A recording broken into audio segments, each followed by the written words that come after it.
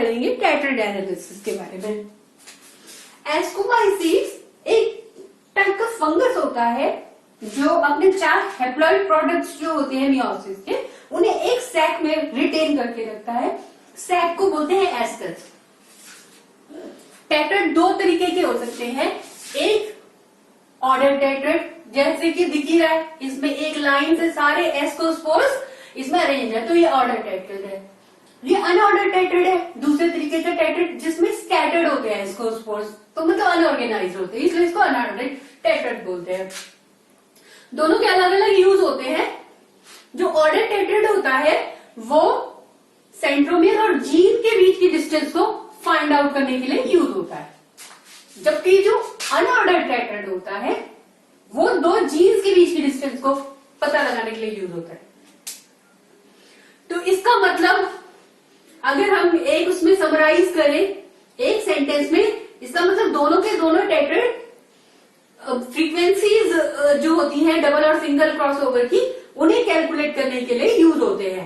और एक बार फ्रीक्वेंसी पता लग गया तो हमें उनकी एक्यूरेट जो मैप डिस्टेंस होता है दोनों के बीच में, चाहे वो सेंट्रोमियर के और जीन के बीच का हो, चाहे वो 2 जीन के बीच का हो, वो कैलकुलेट करने में हमें इससे हेल्प मिलती है, जिसकी यूनिट सेंटीमॉर्गन्स होती है। सो मियोसिस से पहले जो ऑर्डर टेट्राड होता है वो ऐसा दिखता है।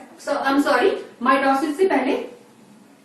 माइटोसिस के बाद क्योंकि हर जो एस्कोस्पोर है डुप्लीकेट हो जाएगा, एक एस्कोस्पोर अपने जैसा एक और डुप्लीकेट कर लेगा अपने आप को। डुप्लीकेशन के बाद इस तरीके के 8 एस्कोस्पोर्स हो जाते हैं। अब mechanism, first division segregation pattern जो होता है वो कैसे बनता है, ठीक है। ये एक एस्कोस्पोर है, इसमें ये 2 सेंट्रोमेयर है, ये एक ही जीन के 2 एलील है।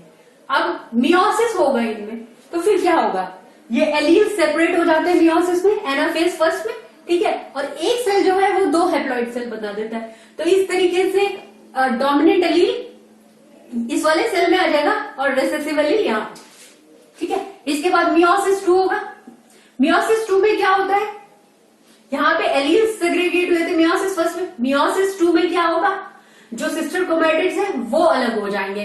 तो ये जो है, ये एक सेल जो है वो 2 सेल बन जाएगा और जो सिस्टर क्रोमैटिड्स है वो सेग्रीगेट हो जाएंगे। इसी तरीके से ये वाले एस्कोस्पोर पे भी होगा। तो अब क्या बन जाएगा, लीनियर टेट्राड, क्योंकि इसमें 4 सेल्स है इसलिए इसको लीनियर टेट्राड बोलेंगे, ठीक है। इसके बाद क्या होगा, अब दोबारा से माइटोसिस होगा, क्योंकि स्पोर बनने के लिए, गैमेट्स बनने के लिए माइटोसिस होता है। तो बस ये जो एस्कोस्पोर्स है इनमें फिर डुप्लीकेशन होगा, ठीक है। अब क्योंकि डुप्लीकेशन हो गया तो 4 सेल से 8 सेल बन गए, तो अब ये लीनियर टेट्राड बन जाएगा इस तरीके से। और इसमें जो allele, dominant allele, recessive allele है, उनका जो अरेंजमेंट पैटर्न होगा 4:4 इस तरीके से अरेंज हो गए। अब ये बन गया लीनियर ऑक्टेट, ठीक है। तो फर्स्ट डिवीजन सेग्रीगेशन पैटर्न जो होता है वो क्रॉसिंग ओवर के बिना बनता है। उसमें सेंट्रोमेयर और जीन के बीच में कोई क्रॉसिंग ओवर नहीं होती, जैसा कि हमने पहले वाले वीडियो में देखा, ठीक है। अब हम पढ़ेंगे सेकेंड डिवीजन सेग्रीगेशन पैटर्न, जिसको एसडीएस पैटर्न बोलते हैं। इस केस में सेंट्रोमेयर और जीन के बीच में क्रॉसिंग ओवर होती है और वो 2 तरीके से होती है, इसलिए हमें 2 तरीके के रेशो मिलते हैं। दैट मीन्स 2 तरीके के पैटर्न मिलते हैं। अब हम इसका मैकेनिज्म देखेंगे किस तरीके से होते हैं, ठीक है। तो पहली क्रॉसिंग ओवर होगी, ये एक टाइप की क्रॉसिंग ओवर है। अगर इस तरीके की क्रॉसिंग ओवर होगी तो हमें इस तरीके का सेकेंड डिवीजन सेग्रीगेशन पैटर्न मिलेगा, ठीक है। तो पहली जो क्रॉसिंग ओवर है, अगर इन दोनों एलील के बीच में होती है, ये दोनों एक्सचेंज होते हैं इस तरीके से, ये वाला ऊपर और ये वाला नीचे चला जाता है इस तरीके से, तो इसका मैकेनिज्म हम पढ़ेंगे। तो मियोसिस फर्स्ट के बाद क्या होगा, सेम है, बाकी तो प्रोसेस तो सारा सेम ही है। मियोसिस फर्स्ट के बाद क्या होगा, इसमें एलील सेग्रीगेट हो जाएंगे, ठीक है। उसके बाद मियोसिस 2 होगा, तो फिर सिस्टर क्रोमैटिड्स भी सेग्रीगेट हो जाएंगे।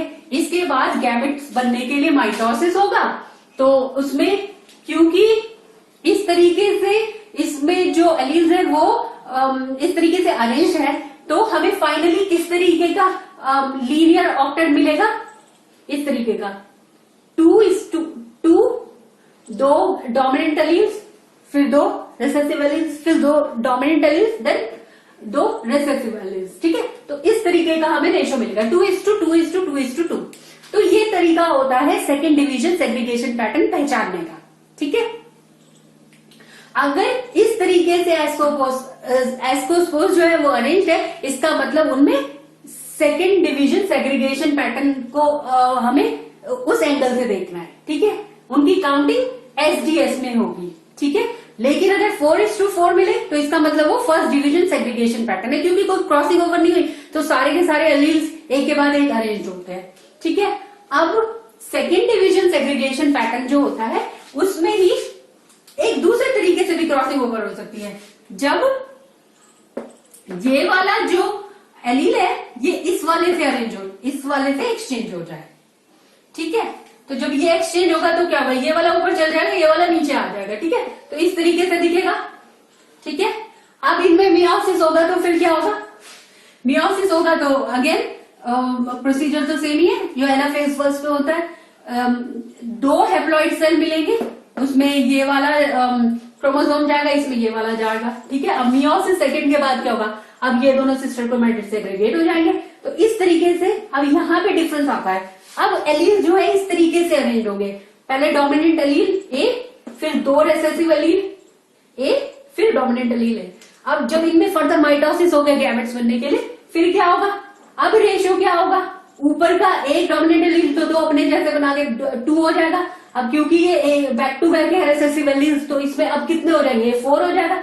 और ये डोमिनेंट एलील दोबारा से इसमें जब डुप्लीकेशन होगा तो फिर ये कैसा हो जाएगा, इसके भी दो हमें सेल मिल जाए, एस्कोस्पोर्स मिल जाएंगे। तो अब इसमें क्या है, इसमें क्या है पैटर्न, रेशो 2:4:2। तो ये तरीका है फर्स्ट डिवीजन और सेकंड डिवीजन सेग्रीगेशन पैटर्न को पहचानने का।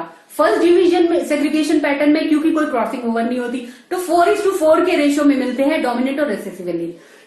सेकेंड डिवीजन सेग्रीगेशन पैटर्न में क्या होता है, या तो हमें 2:2:2 का रेशो मिलेगा, इस तरीके से दिखेगा, जो एस्कोस्पोर्स में जो एस्कोस्पोर्स होंगे इस तरीके से अरेंज होंगे। और जो सेकेंड डिवीजन सेग्रीगेशन पैटर्न में जो दूसरा रेशो है 2:4:2 का, वो इस तरीके से दिखेगा। तो इससे हम आइडेंटिफाई कर सकते हैं, क्योंकि आगे ये फॉर्मूला में कैलकुलेट होगा, इसके आगे हम इसके न्यूमेरिकल सॉल्व करेंगे, तो तब हमें इसका सिग्निफिकेंस पता लगेगा कि हम इसको कैसे पहचानते हैं क्वेश्चन सॉल्व करने के लिए। अब हम एक न्यूमेरिकल सॉल्व करेंगे जो ऑर्डर टेट्राड एनालिसिस पे बेस्ड है। ठीक है, हमें सेंट्रोमेयर और जीन के बीच की डिस्टेंस पता करनी है। ठीक है, तो फॉर्मूला क्या होता है, half into ascospores with SDS pattern, SDS second division segregation pattern. ठीक है, total number of ascospores, like हम फर्स्ट डिवीजन सेग्रीगेशन पैटर्न वाले जो एस्कोस्पोर्स है उनको, और जो सेकेंड डिवीजन सेग्रीगेशन पैटर्न के जो एस्कोस्पोर्स है उन दोनों को ऐड करेंगे तो हमें टोटल मिल जाएगा। ठीक है, तो half into ascospores with SDS pattern divided by total number of ascospores into 100। ठीक है, तो अब हमें बताइए जो 4:4 का रेशो होता है वो फर्स्ट डिवीजन सेग्रीगेशन बताता है। ठीक है, तो यहाँ पे है 4:4 का। ठीक है, इसका मतलब ये फर्स्ट डिवीजन, और इसमें भी है। ठीक है, इसमें भी 4:4 का ही रेशो है, तो ये दोनों क्या है, फर्स्ट डिवीजन सेग्रीगेशन पैटर्न बताते हैं। ठीक है, लेकिन यहाँ पे अब हम देखेंगे कि सेकेंड डिवीजन सेग्रीगेशन पैटर्न इसमें है, इसमें 2:2:2:2 का रेशो है। ठीक है, तो ये क्या है, कैसा है, एसडीएस पैटर्न है। ठीक है, एक तो ये है, दो तरीके के होते हैं, 2:2:2:2 का जो रेशियो होता है वो भी सेकेंड डिवीजन सेग्रीगेशन पैटर्न को रिप्रेजेंट करता है, और जो 2:4:2 का रेशियो होता है वो भी। तो हम दोनों तरीके के ढूंढेंगे। ठीक है, अब इसमें क्या है, 2:2:2:2, तो ये भी एसडीएस पैटर्न है। ठीक है, अब इसमें हम देखेंगे ये थोड़ा अलग है, 2:4:2। ठीक है, लेकिन है तो ये भी एसडीएस ही। ठीक है, और ये वाला भी 2:4:2। ठीक है, तो ये भी एसडीएस है। अब हम बस इनको फॉर्मूले में हम लोग इंप्लीमेंट करेंगे, ठीक है। पहले हम एसजीएस काउंट करेंगे, ascospores with SGS pattern. Ascospores with SGS pattern are, वो कितने हैं 9, ठीक है। 9 प्लस 11 प्लस 10 प्लस 12, तो ये कितना हुआ 42, ठीक है। टोटल हो गए, तो टोटल एसजीएस पैटर्न 42, लेकिन हमें टोटल भी चाहिए। फर्स्ट डिवीजन सेग्रीगेशन पैटर्न जो है वो डायरेक्ट फॉर्मूले में तो कहीं नहीं होता, लेकिन टोटल काउंट करने के लिए हमें वो चाहिए होता है, तो हम इन सबको ऐड कर देंगे। इनका टोटल तो 42 था ही, तो टोटल पता करने के लिए 126 प्लस 132 प्लस 42 300, ठीक है। बस अब सिंपल है, अब हम पता लगा लेंगे distance, very easy. Half into ascospores with second division segregation pattern, कितने काउंट किए थे हमने 42, टोटल आर 300 इंटू 100, ठीक है। तो कितना हुआ, ये कैंसिल आउट हो जाएगा,